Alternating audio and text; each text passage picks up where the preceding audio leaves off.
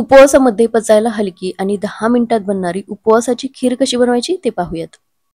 कुकरच्या फक्त 3 शिट्ट्यांमध्ये दूध न आटवता मस्त दाटसर ही खीर बनून तयार होते. तर उपवासामध्ये पित्ताचा त्रास न होऊ देणारी उपवासाची खीर कशी बनवायची ते पाहूयात. तर त्यासाठी पाव कप राजगिरा एका भांड्यामध्ये काढून घेतला. यामध्येच अर्धा कप वरई घेतलेली आहे. आता हे दोन्हीही 1 ते 2 वेळा स्वच्छ धुवून घ्यायचं. राजगिरा धुवूनच वापरायचा, कारण तुपामध्ये थोडा वेळ आपल्याला परतून घ्यायचंय आणि न धुताच परतून घेतला तर त्याच्या लाह्या उडू शकतात.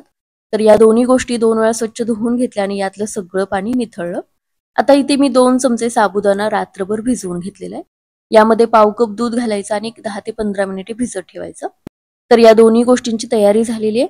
आता कुकरमध्ये 1 चमचा तूप गरम करून घेतलं. यामध्ये राजगिरा आणि वरई घेऊन थोडा वेळ परतून घ्यायचं. तुपावरती हे थोडा वेळ परतल्यामुळे खिरीला चव सुद्धा मस्त येते. यामध्ये 2 कप गरम पाणी घालायचं. गरम पाणी वापरल्यामुळे वरई आणि राजगिरा चांगली मऊ शिजतात. यामध्ये आत्ताच काही घालायचं नाही, सगळं चांगलं मिक्स करून घेतलं. कुकरला झाकण लावून 3 शिट्ट्या करून घ्यायच्या. 10 मिनिटानंतर साबुदाणा सुद्धा दुधामध्ये चांगला भिजलेला आहे. साबुदाण्याची खिचडी बनवण्यासाठी जसं आपण रात्रभर साबुदाणा भिजवून घेतो तसाच रात्रभर मी भिजवून घेतलेला होता आणि 10 मिनिटे दुधामध्ये भिजल्यामुळे आणखी मऊ होतो. मिक्सरला दुधासहितच याची मोठी मोठी पेस्ट करून घेतली. कुकरच्या 3 शिट्ट्यानंतर वरई आणि राजगिरा मऊ शिजलेले आहेत. आता हे मऊ शिजलेले आहेत, त्यामुळे दुधामध्ये हे जास्त वेळ शिजवत बसायची गरज लागत नाही. यामध्ये 3 कप उकळून थंड झालेलं दूध घेतलेलं आहे. दुधामध्ये हे सगळं चांगलं मिक्स करायचं. गॅसची फ्लेम चालू करून फक्त 5 मिनिटे हे दुधामध्ये आपल्याला शिजवून घ्यायचंय. म्हणजे वरईमध्ये असलेलं स्टार्च आणि दुधातलं फॅट छान एकजीव होतं आणि त्यामुळे दूध न आटवता सुद्धा याला मस्त दाटसरपणा येतो. 5 मिनिटानंतर यामध्ये पाव कप साखर घातलेली आहे. साखरेचं प्रमाण कमी जास्त करू शकता. साखर घातल्यानंतर पुन्हा 3 ते 4 मिनिटे शिजवून घ्यायचं. त्यानंतर यामध्ये बनवून घेतलेली साबुदाणा आणि दुधाची पेस्ट घेतली.